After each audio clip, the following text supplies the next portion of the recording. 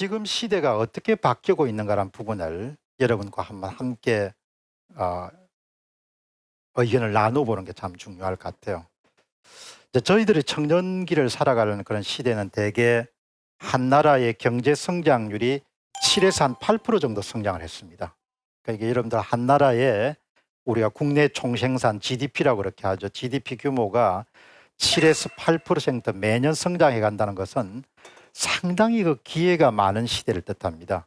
제가 최근에 이제 베트남을 이렇게 갔는데 일단 베트남에서 처음에 가장 놀란 것 중에 하나가 인구가 한 1억 정도 이상이 되고 베트남이 전쟁이 75년에 마쳤기 때문에 전쟁이 이렇게 끝나고 나서 아이들을 많이 낳기 시작했는데 그 아이들이 지금 청년 정도 시대가 맞이한 것 같아요. 그러니까 나라 전체가 평균적인 나이가 한 30대 중반이니까 이 거리를 다니면서 느끼는 거가 이 나라가 엄청나게 많은 기회를 만들어내는 젊은 사람들이 많기 때문에 그런 생각을 하면서 이렇게 이곳저곳을 볼 수가 있었는데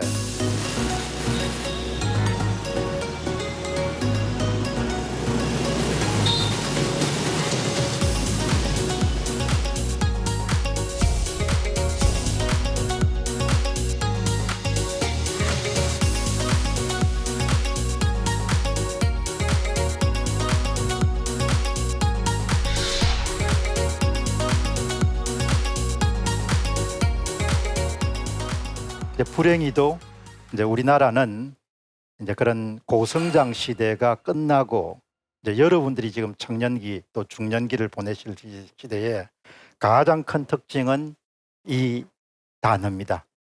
여러분 이 단어를 뭐라고 부르죠? 장기 불황이라고 그러죠.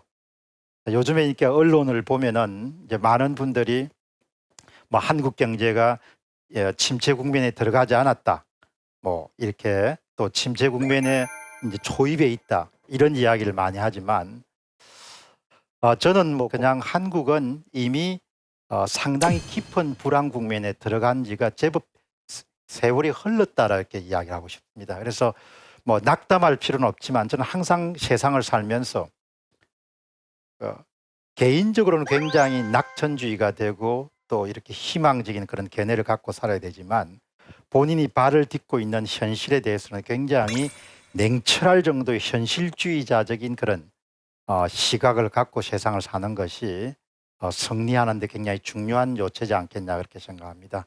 한국은 일본이 한참 성장하는 그런 나라가 돼가는 과정을 5년에서 한 10년 정도 뒤를 따라가면서 나라가 일어섰던 것과 마찬가지로 일본이 90년대에 버블 붕괴 이후에 극심한 그런 불황을 겪었던 그런 것과 마찬가지로 한국도 그렇게 될 가능성들이 상당히 높은 그런 나라가 아닌가라는 그런 생각을 하게 됩니다.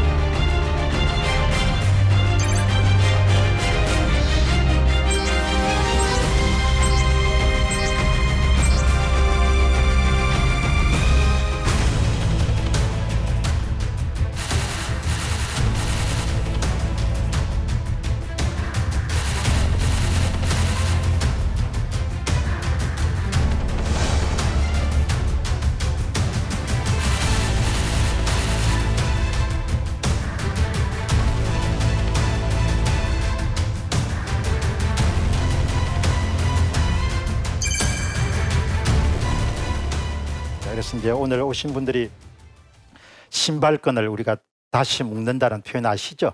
예, 각오를 다시 하셔야 될 부분은 한국은 앞으로 2%대 성장, 그리고 좀 지나면 1%대 성장, 그리고 조금 더 지나면 나라 자체가 경제가 성장하지 않는 0% 성장도 아마 우리가 경험할 수밖에 없을 것이다. 그런 생각을 하게 됩니다. 그래서 5년, 10년, 15년, 20년 정도의 그런 긴 추세를 보시면은 여러분들이 정말 이런 아주 낮은 성장률이 지속되는 상황에서 어떻게 출구를 찾고 가족을 이루고 자신의 생을 반석 위에 올려야 될 것인가라는 부분에 대해서 여러분들이 좀 더 이렇게 각오를 단단히 하실 필요가 있지 않겠느냐, 그런 생각을 하게 됩니다. 그래서 어떻든 저는 경제학자로서 갖고 있는 견해는 한국이란 나라가 아주 특별한 그런, 뭐 예를 들면은 저는 경제를 청소하는 작업이라고 부르는데요. 아마 여러분들 신문에서 보시면 구조조정이라는 이야기를 많이 들어봤을 겁니다. 이렇게 경제를 청소하는 작업을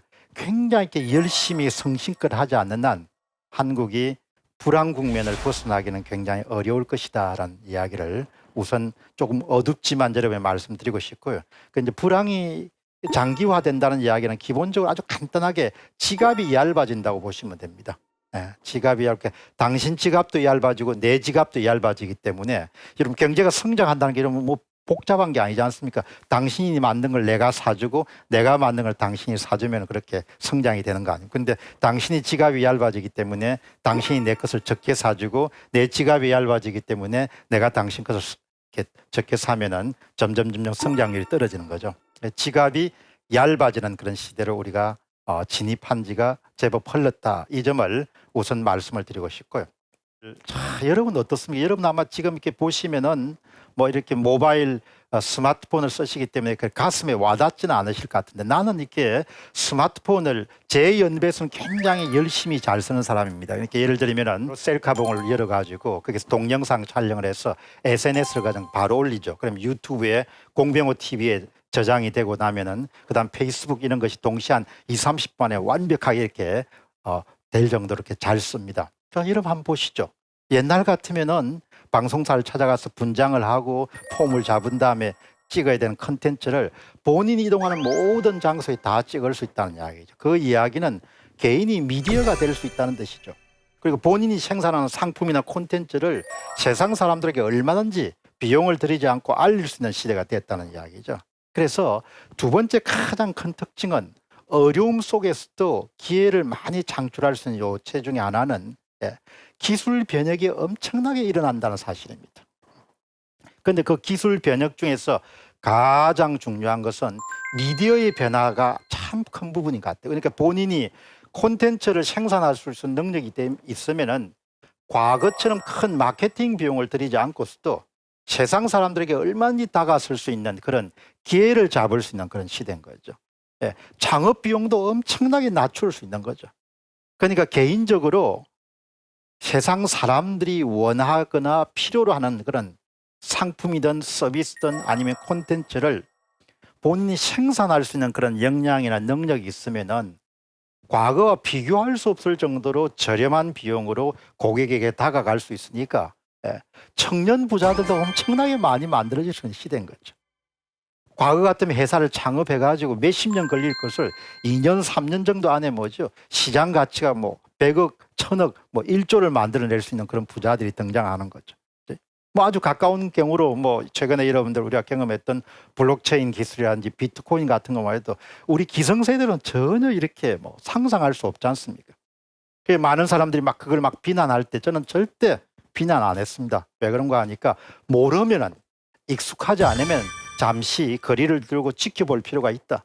뭐 인공지능, 그죠?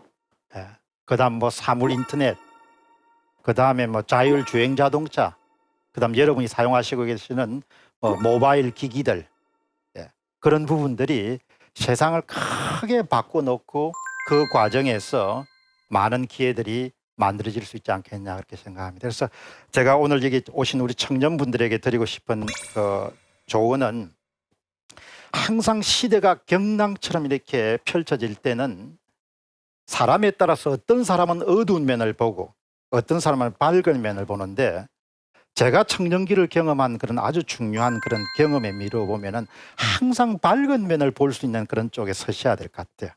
그리고 항상 그 밝은 쪽에서 어떻게 하면 기회를 내가 만드는 쪽에 쓸 것인가. 여러분 보시죠. 세계사를 보시면은 세계사에서 큰 특징 가운데 하나가 정보가 유통하는 채널이나 방법이 바뀌고 나면은 그 다음에 엄청난 부의 재편이 일어나거든요. 그죠? 예. 구텐베르크라는 사람이 이런 활자를 만들고 난 다음에 엄청난 변혁이 이런 것과 마찬가지로 모든 변혁의 중심에는 정보가 유통하는 방법이나 채널의 변화가 있는 거죠. 그러니까 아마 여러분과 제가 지금 살고 있는 이런 시대가 아마 다음에 세월이 흐른 다음에 인류 역사에서 대단히 큰 변화를 경험하는 그런 시대가 됐을 거다. 그렇게 아마 우리가 다음에 회고할 수 있지 않겠냐 그런 생각을 하게 됩니다. 그래서 이 기술 변혁을 어떻게 이용할 것인가 이런 부분에 여러분들이 좀 더 이렇게 관심을 많이 가지셨으면 좋을 것 같고요. 이제 밝은 면이죠. 앞에서 이제 장기 불황이란 것은 어두운 면이고 지금 두 번째 기술 변혁이란 것은 밝은 면을 우리가 이야기하는 거고 그다음 여러분 이제 세 번째는 정말 세상이 좁아지는 것 같아요. 그래서 이제 오늘 여기 오신 분들은 뭐 지금 보시는 우리가 중국이라든지 일본이라든지 한국은 거의 뭐 하루 생활권이 됐지 않습니까? 이번에 베트남 방문길 보니까 아침에 가장 일찍 출발하는 비행기를 타면은 하노이에서 그날 일을 보고 저녁 늦은 비행기를 타면은 한국에 도착해 가지고 그러니까 하노이에서 있는 일을 비행 시간이 5시간이고 시차가 2시간 정도 되니까 당일 생활권에 대해 해결하더구먼요. 여러분들 지금 베트남하고 한국 사이에 하루에 비행기 편이 한 몇 편 정도 오고 갈 것 같습니까? 47편 오고 가더구먼요. 대단하죠. 예. 그러니까 정말 이제 여러분들이 살아갈 시대는 내수 시장이 침체가 되면은 바깥 시장에서 또 얼마든지 기회를 찾을 수 있는 그런 아마 시대를 우리가 경험할 수 있지 않겠느냐 이렇게 생각합니다. 그래서 앞으로도 한 번 더 강조하겠지만 여러분들이 모국어 외에 외국어를 구사할 수 있는 능력은 여러분 인생의 날개를 달아줄 수 있는 요인 가운데 하나지 않겠냐 그런 생각을 하게 됩니다. 그래서 항상 외국어를 갈고 닦으시는 부분들이 앞으로 글로벌 시대가 더 확장되면서 아마 여러분의 삶을 풍요롭게 할 수 있는 그런 요인 가운데 하나지 않겠냐 그런 생각을 하게 됩니다. 그러니까 여러분 이것도 세 번째 이야기하는 글로벌화의 확장이라는 부분은 아마 오늘 청년들에게 드리는 메시지는 아주 분명합니다. 그거는 기회의 시대가 열린다. 이 점을 여러분이 꼭 염두에 두셨으면 좋겠습니다. 그 다음 여러분 네 번째 한번 보시죠. 네 번째는 여러분 불행하게도 뭔가를 만들어낼 수 있는 사람하고 만들어낼 수 없는 사람 사이의 격차가 참 확대가 될 수밖에 없을 것 같아요. 그래서 이제 그동안 이제 우리나라도 도농 간 격차라든지 중앙과 지방 사이의 격차라는 이런 문제를 해결하기 위해서 참 그동안 많이 노력을 했죠. 그런데 최근에 서울대에서 보건대학원에서 인구를 연구하시는 조영태 박사님이 쓰신 그런 인구에 관한 부분을 한번 관심 있게 읽었습니다. 그런데 조영태 박사님은 참 재미난 이야기가 인구학자지만 또 인구학자를 넘어가지고 경제나 경영 부분에 대해서 그렇게 자기의 견해를 이렇게 밝히는데 부산만 하더라도 많이 이렇게 청년들이 빠진다고 그래요. 청년 인구들이. 그러니까 범세계적인 한국뿐만 아니고 범세계적인 현상은 기회가 도시에 있기 때문에 더 많은 청년들이 도시로 밀집돼 가는 그런 현상을 이렇게 뚜렷이 관찰되는 현상이고 인구학자 입장에서는 훨씬 그런 현상들이 더 아주 광범위한 그런 추세를 형성할 수밖에 없지 않겠냐 그렇게 생각합니다. 그래서 이제 우리나라도 그동안 이제 지역 균형 그런 개발 차원에서 중앙과 지방 사이의 격차를 이렇게 해소하기 위해서 뭐 어떤 공기관들도 이동하고 여러 가지 조치를 취했는데 저는 이렇게 경제학자 입장에서 이렇게 봅니다. 시장에서 큰 그런 흐름, 쓰나미처럼 전개되는 그런 흐름을 정책이나 제도를 가지고 막기는 굉장히 쉽지가 않은 것 같아요. 그래서 더 많은 기회가 인구들이 밀집된 도시 지역에서 생성되고 또 그 도시 지역에서 생성된 많은 인구들이 이 교환하는 정보나 지식이나 지혜들이 더 많은 그런 기회를 만들어내는, 그래서 지역 간 격차, 그다음에 개인 간 격차, 그다음에 기업 간 격차, 그다음에 국가 간 격차들도 훨씬 더 심해지는 그런 시대를 살아갈 수 있지 않겠느냐, 그렇게 생각합니다. 그래서 여러분과 제가 이제 한번 공유하고 싶은 거는, 저는 이런 게 있습니다. 예, 세상이 마땅히 그렇게 해야 되는 거하고 실제로 세상이 돌아가는 것을 구분할 수가 있어야 될 것 같아요. 예. 그러니까 우리가 살아가면서 이 낭만주의자들은 항상 이렇게 생각을 하죠. 세상이 마땅히 이렇게 되어야 된다, 이렇게 생각하는데 그것도 옳은 이야기입니다. 그런데 실제로 세상이 돌아가는 모습을 직시하지 못하면은 아주 잘 되는 쪽에 서기는 힘들지 않겠냐, 그렇게 생각합니다. 그래서 지금 말씀드린 네 번째에 여러분이 살아갈 시대의 큰 도전인 격차 확대의 시대라는 것은 바람직하지는 않지만 우리가 피하기가 힘든 그런 하나의 쓰나미와 같은 큰 거대한 변혁에 해당하지 않느냐, 그 점을 여러분의 말씀을 좀 드리도록 그렇게 하겠습니다.